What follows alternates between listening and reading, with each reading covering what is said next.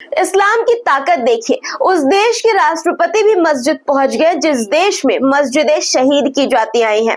मैं कहाँ की बात कर रही हूँ, वीडियो में आगे आपको सिर्फ बताऊंगी ही नहीं, दिखाऊंगी भी।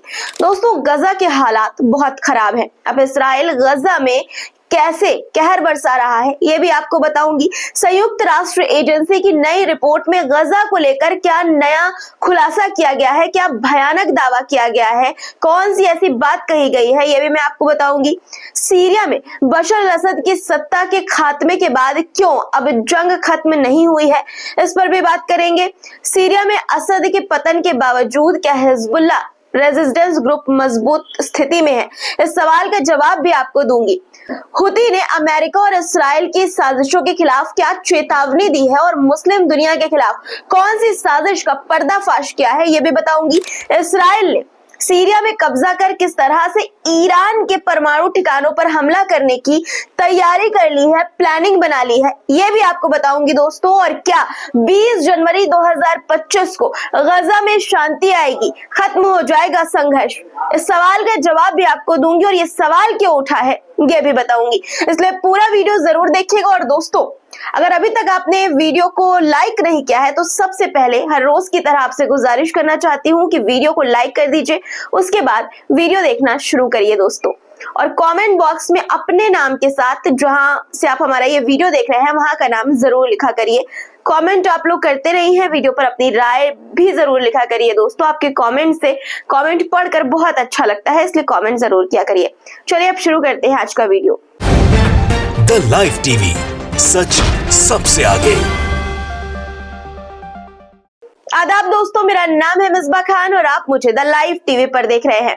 वीडियो की शुरुआत में एक वीडियो सबसे पहले आपको दिखाना चाहती हूँ। ये वीडियो चीन का है, जहां चीन के राष्ट्रपति चीन में जो मुस्लिम रहते हैं उनसे मिलने के लिए मस्जिद पहुंचे हैं, मस्जिद गए हैं। देखिए पहले आप ये वीडियो।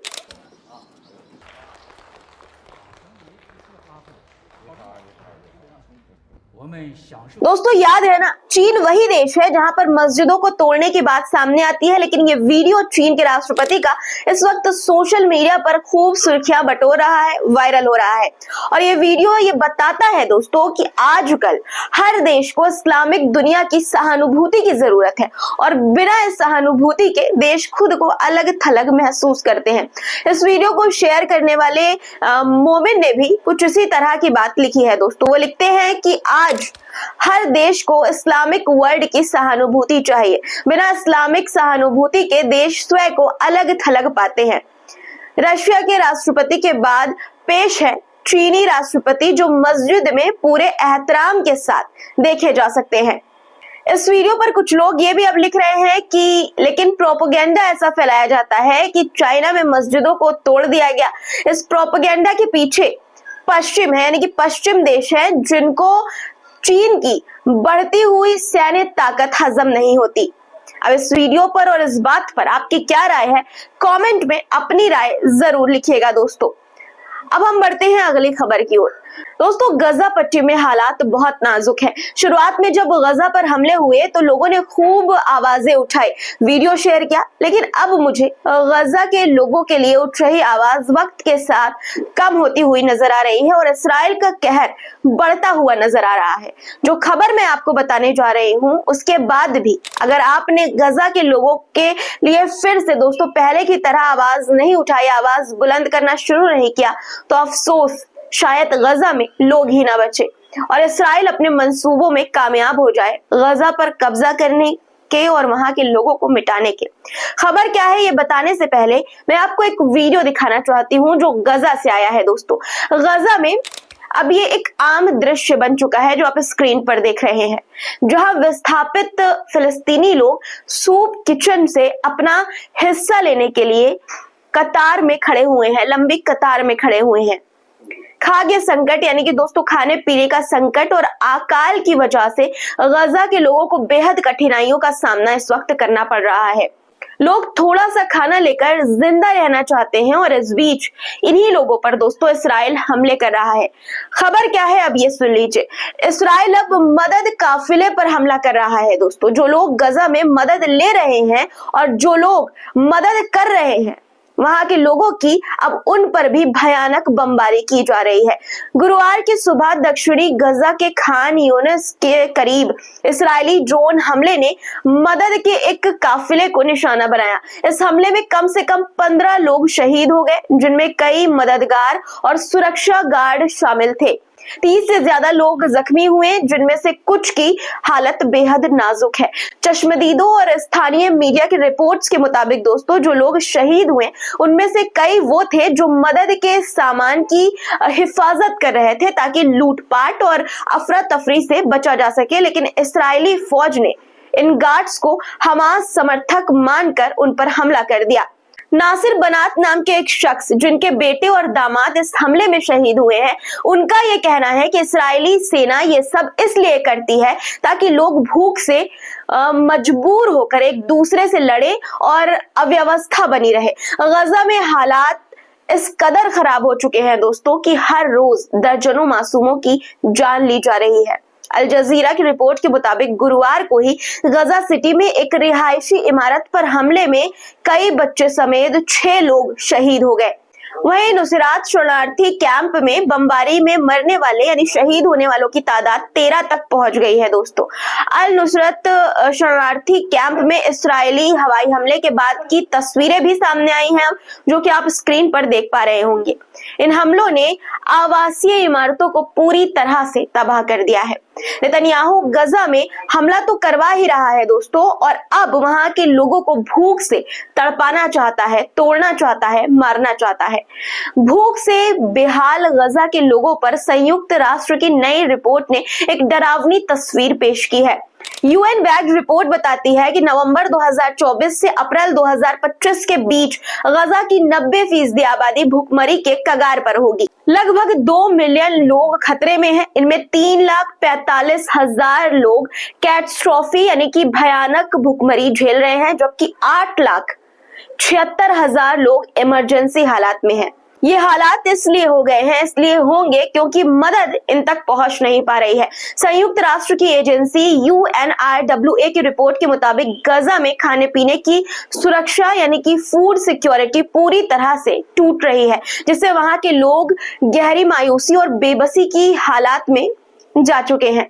UNRWA ने यह भी कहा है कि मदद पहुंचाने में कई रुकावटें आ रही हैं, जैसे जंग, इंफ्रास्ट्रक्चर का तबाह होना, ईंधन की कमी और रास्ते पर पाबंदियां। गजा के लोगों को इस संकट से बचाने के लिए सीजफायर की बात हो रही है। हालांकि अभी पक्की कोई खबर सीजफायर को लेकर सामने नहीं आई है, लेकिन इस बीच अमेरिका के होने वाले राष्ट्रपति डोनाल्ड ट्रंप ने इस्राइल से एक ऐसी बात कह दी है जिससे नेतन्याहू पर सीजफायर करने का दबाव और ज्यादा बढ़ गया है। डोनाल्ड ट्रंप ने टाइम मैगजीन के साथ एक इंटरव्यू में इस्राइली प्रधानमंत्री बेंजामिन नेतन्याहू से अपील की कि गजा पट्टी में संघर्ष को उनके शपथ ग्रहण दिवस यानी कि 20 जनवरी 2025 तक खत्म कर दिया जाए। यानी कि डोनाल्ड ट्रंप एक तरह से ये कह रहे हैं, अपील कर रहे हैं, प्रेशर बनाने की कोशिश कर रहे हैं कि उनके जब शपथ से पहले, शपथ वाले दिन तक गजा में जो कॉन्फ्लिक्ट चल रहा है वो खत्म कर दिया जाए। अब देखना होगा कि इस्राइल इस बात को कितना मानता है और कितना नहीं, और अगर इस्राइल इस बात को नहीं मानता तो डोनाल्ड ट्रंप क्या करते हैं, क्या एक्शन लेते हैं सत्ता में आने के बाद, ये अब देखने वाली बात होगी। आपकी क्या राय है वैसे कमेंट में इस पर जरूर लिखिएगा। दोस्तों, हूती ने अमेरिका और इस्राइल को क्या चेतावनी दी है पहले मैं आपको बता देती हूँ, उसके बाद सीरिया के बारे में बात करेंगे। यमन के अंसारुल्लाह आंदोलन के नेता अब्दुल मलिक अल हूती ने बहुत गंभीर चेतावनी देते हुए अमेरिका और इस्राइल की साजिशों का पर्दाफाश किया है। क्या साजिशें मुस्लिम दुनिया को कमजोर करने के और पश्चिम एशिया में इस्राइल की ताकत को बढ़ाने के लिए की जा रही है, ये उन्होंने बताया है। यमन के अंसारुल्लाह के नेता अब्दुल मलिक अल हूती ने एक टेलीविजन भाषण में ये कहा है कि अमेरिका और इस्राइल मुस्लिम दुनिया के दुश्मन हैं। उन्होंने ये बताया कि इन दोनों देशों की कोशिश है ये कि मुस्लिम देशों के बीच एकता ना हो और उन्हें आत्मरक्षा की शक्ति से वंचित किया जा सके। हूती ने कहा कि वॉशिंगटन और तेल अवीव का नया पश्चिम एशिया बनाने का बयान उनकी साजिशों को उजागर करता है। ये साजिशें इस्लामिक दुनिया को आपस में लड़वाने और मुस्लिम देशों को एकजुट होने से रोकने के लिए की जा रही हैं। हुती ने गजा में कमाल अदवान अस्पताल पर इस्राइल के हमले की कड़ी आलोचना भी की, जिसमें प्री मैच्योर्ड बेबीज और आईसीयू मरीजों को मारने की साजिश की गई। उन्होंने इसे इस्राइल की क्रूर और बर्बरता बताया। दोस्तों, क्रूरता और बर्बरता बताया। गजा में इस्राइल की बर्बरता को लेकर हुती ने यह कहा कि इस्राइल ने गजा में लोगों को भूखा रखा है और मजबूरन उन्हें जानवरों का खाना खाना पड़ रहा है। ये इस्राइल की हत्या और नरसंहार की नीति का हिस्सा है। हुती ने सीरिया में इस्राइल के हमलों की भी निंदा की है, जिसमें इस्राइल ने बिना किसी डर के अंतर्राष्ट्रीय कानून और संयुक्त राष्ट्र के चार्टर का उल्लंघन किया। उन्होंने कहा कि इस्राइल का उद्देश्य मुस्लिम देशों को अपनी इच्छा के तहत नियंत्रण करना यानी कि कंट्रोल करना है। हुती ने मुस्लिम और अरब देशों की चुप्पी पर भी सवाल उठाया, जो इस्राइल के कृत्यों पर, उसके जो हरकतें हैं उस पर चुप है। उन्होंने मुस्लिम देशों से अपील की कि इस्राइल के खिलाफ कड़ा रुख अपनाएं और फिलिस्तीनियों को आवश्यक सहायता और राहत प्रदान करें। हालांकि मुस्लिम देश दोस्तों कितना मानेंगे इस बात को, ये कहना मुश्किल है। अब सीरिया की बात करते हैं। दोस्तों, सीरिया में बशर अल असद की सत्ता के खात्मे के बाद भी जंग खत्म नहीं हुई है। तुर्की और कुर्दिश फोर्सेस के बीच बढ़ते तनाव ने हालात को और ज्यादा बदतर कर दिया है। उत्तर पूर्वी सीरिया, जो कुर्दिश यूनिट्स यानी कि YPG और उसके साथी SDF के कंट्रोल में है, इन दिनों तुर्की की जबरदस्त बमबारी का सामना कर रहा है। खास तौर पर मनबिज शहर में, जहां तुर्की फोर्सेस ने SDF को बुरी तरह से पीछे हटने पर मजबूर कर दिया है। मनबिज के करीब तिश्रिन डैम के इर्द गिर्द लड़ाई जारी है। YPG के प्रेस ऑफिस के हेड सियामंद अली के मुताबिक तुर्की का पूरा फौजी सिस्टम और असलहा SDF को निशाना बना रहा है और तुर्की की फौज डैम और ब्रिज पर लगातार बमबारी कर रही है। ये लड़ाई न सिर्फ SDF के लिए बल्कि यहाँ के लाखों लोगों के लिए खतरा पैदा कर रही है। तिश्रिन डैम का गिरना सीरिया के लाखों लोगों की जिंदगी और रोजगार के लिए तबाही ला सकता है। NGOs ने चेतावनी दी है कि डैम के नुकसान से उत्तर सीरिया के बड़े हिस्से में बिजली की सप्लाई ठप हो जाएगी। तुर्की के हमलों के बीच कुर्दिश नेतृत्व वाले autonomous administration of north and east Syria यानी कि AANES ने अपने इलाकों में सीरियाई विपक्ष का झंडा लहराने का ऐलान किया है।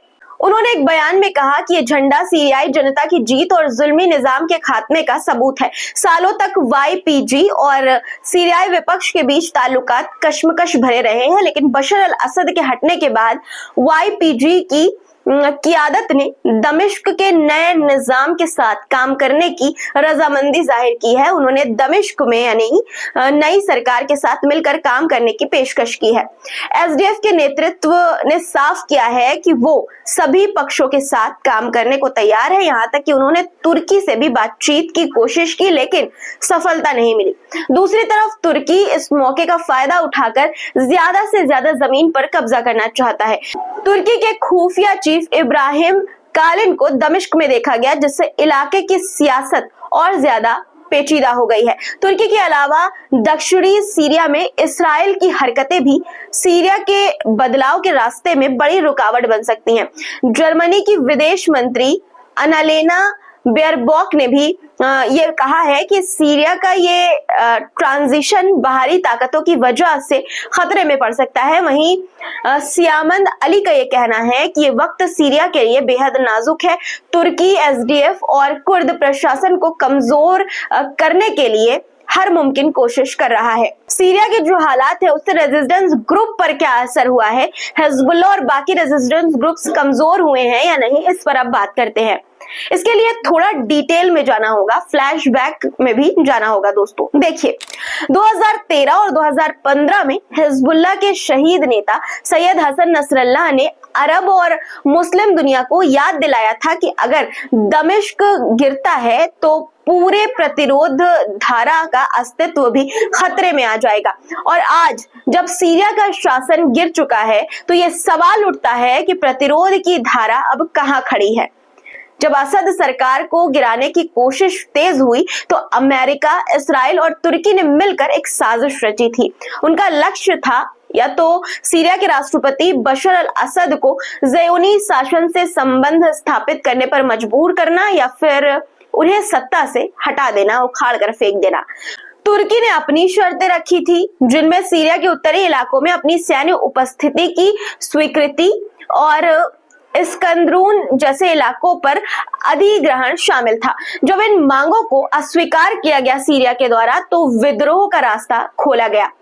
गलत बयानबाजियों और घोटाले से सीरियाई सैनिकों को भ्रमित किया गया और कई सैन्य अधिकारी या तो रिश्वत लेकर या फिर दबाव में आकर असद के खिलाफ विद्रोह में शामिल हो गए। इस दौरान सीरिया की सेना पर भारी दबाव था। अमेरिकी प्रतिबंधों के चलते हर सैनिक को केवल $30 मासिक वेतन मिलता था और उन्हें पुनर्वास की जरूरत थी। इससे भ्रष्टाचार, गद्दारी और सैनिकों का पलायन भी हुआ। ये कमजोरी असद और उनके सहयोगियों के लिए बड़ी समस्या बन गई। अब जब सीरिया का शासन गिर चुका है, इस्राइल ने बिना किसी संकोच के सीरियाई क्षेत्र पर कब्जा करना शुरू कर दिया है। इस्राइल ने सीरिया के कुनाइत्रा और माउंट हार्मोन जैसे इलाकों में अपनी सेना को भेजा है, जो 1974 के समझौते का उल्लंघन है। इस्राइल का ये कदम सीरिया के दक्षिणी इलाकों में पूरी तरह से कब्जा करने की दिशा में है। इस्राइल ने अब दक्षिण पूर्वी सीमा पर भी अपनी स्थिति मजबूत की है और लेबनान के रचाया प्रांत के पास अपनी सैन्य उपस्थिति बढ़ाई है। इसके साथ ही ये लेबनान के प्रतिरोध को और अलग थलग करने की कोशिश कर रहा है, ताकि सीरिया से लेबनान तक हथियार की आपूर्ति बंद की जा सके। हालांकि सीरिया की गिरावट के बाद, यानी सीरिया की सरकार के पतन के बाद स्थिति जटिल हो गई है, लेकिन ये प्रतिरोध के सामने एक नई चुनौती बिल्कुल भी नहीं है। जैसा कि ईरान के सर्वोच्च नेता अयतुल्लाह अली खमेनी ने अभी कहा है कि प्रतिरोध दबाव से मजबूत होता है और वो कभी खत्म नहीं होता, बल्कि और मजबूत होता है। सीरिया की अस्थिरता ने रेजिस्टेंस को नया रूप दिया है दोस्तों, और ऐसे हालात में, जैसा कि हमेशा से हुआ है, रेजिस्टेंस मजबूत हो सकता है, हिजबुल्लाह मजबूत हो सकता है। ये प्रतिरोध केवल किसी एक व्यक्ति या देश पर निर्भर नहीं है, बल्कि ये एक ऐसा सामूहिक संघर्ष है जो कभी खत्म नहीं होगा।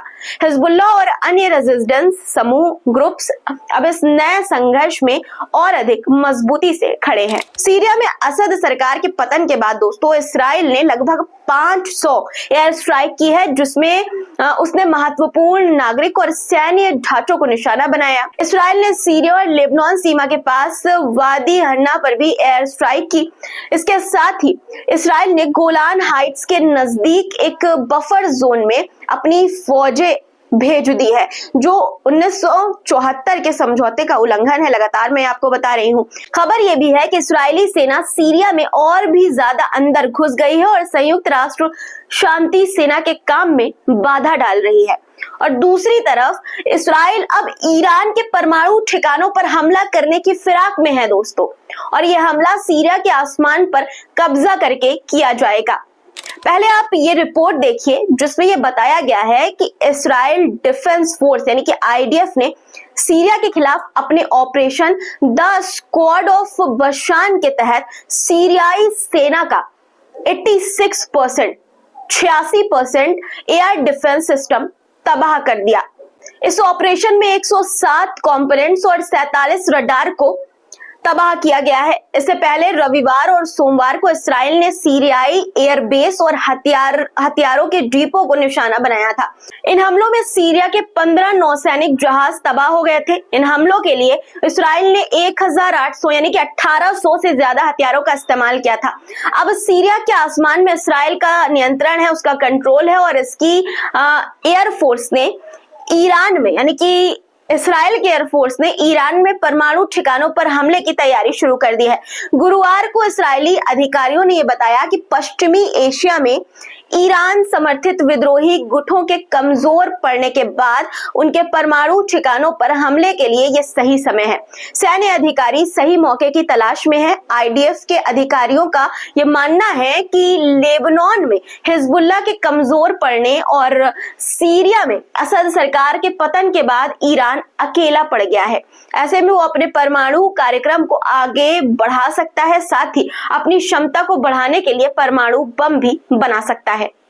और इसीलिए दोस्तों इस्राइल को कपकपी लग रही है, नेतन्याहू को डर के मारे वो कांप रहे हैं और अब परमाणु ठिकानों पर ईरान के हमला करने की फिराक में है। दोस्तों आज की खबरों में इतना ही। आपकी क्या राय है आज की खबरों पर कमेंट में जरूर लिखिएगा और चैनल को अगर आपने सब्सक्राइब नहीं किया है और वीडियो को अभी तक देख रहे हैं और लाइक नहीं किया है तो दोनों काम फटाफट कर दीजिए और वीडियो को लगे हाथ शेयर भी कर दीजिएगा। फिर मुलाकात होगी आपसे कुछ नए मुद्दों के साथ। तब तक के लिए अपना रखिए ख्याल और मुझे दीजिए इजाजत। खुदा हाफिज।